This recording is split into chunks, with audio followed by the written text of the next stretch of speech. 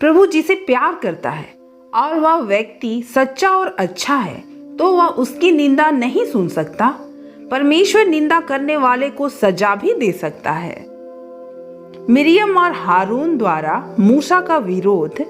Bible की कहानी गणना ग्रंथ अध्याय 11।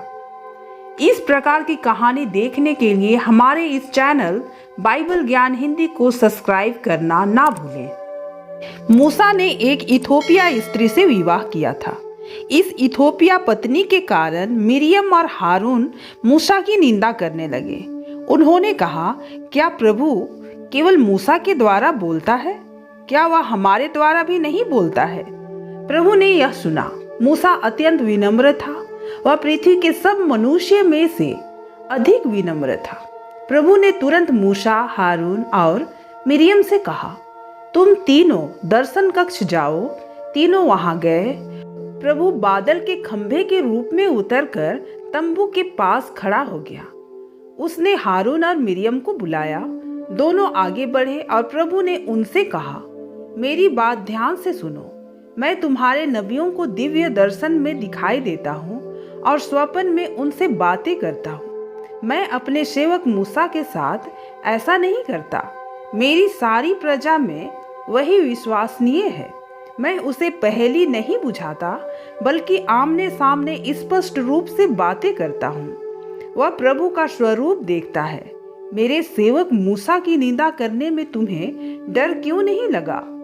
प्रभु का क्रोध उन पर भड़क उठा और वे उन्हें छोड़कर चल गए। तब बादल तंबू पर से हट गया और मिरियम का शरीर कोढ़ से बर्फ की तरह सफेद हो गया। हारून ने मिरियम की ओर मुड़कर देखा कि वह कोढ़ी हो गई है। हारून ने मूसा से कहा, महोदय, हमने मूर्खतावश पाप किया है। कृपया हमें उसका दंड ना दिलाएं। मिरियम को उस मृत जात शिशु के सदृश ना रहने दें, जिसका शरीर जन्म के समय आधा गला हुआ है। मूसा ने यह कहते हुए प्रभु से प्रार्थना की, ईश्वर इसका रोग दूर करने की कृपा करे। प्रभु ने मूसा को उत्तर दिया, यदि उसके पिता ने उसके मुंह पर थूक दिया हो तो क्या 7 दिन तक उसे मुंह नहीं छिपाना चाहिए? इसी प्रकार उसे भी 7 दिन के लिए शिविर के बाहर कर दिया जाए। इसके बाद वह फिर आ सकेगी। तब मिरियम को 7 दिनों तक शिविर के बाहर रहना पड़ा और जब तक मिरियम वापस नहीं लाई गई तब तक लोग हसेरोत से प्रस्थान कर परान के उजाड़ खंड में अपने तंबू डाले रहे। मेरे प्रियो, कभी भी हमें किसी के बारे में पीठ पीछे या कहें किसी के जीवन के बारे में बुरा भला नहीं कहना चाहिए। हर इंसान का अपना जीवन होता है।